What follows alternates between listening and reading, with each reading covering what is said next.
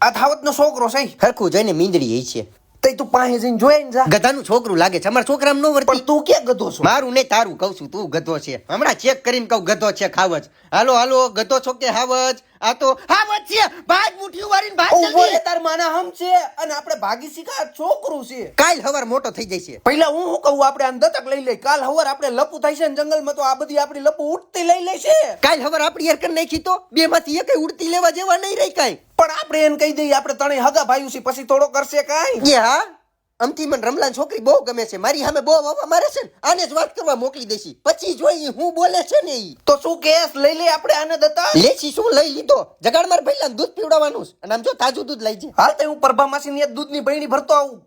એ તમ કોણ છો? એ તું માર ભઈલો છો. માથામાં લાગ્યું ને એટલે તને ભૂલાઈ ગયું તું. અને તું સૌથી નાનો છો ને હું સૌથી મોટો છું. પૂછી લે આને. હા તો એવું રાખો, બીજું શું કા ભઈલા? બાપુએ જમીન બધી મારા નામે રાખી છે હો.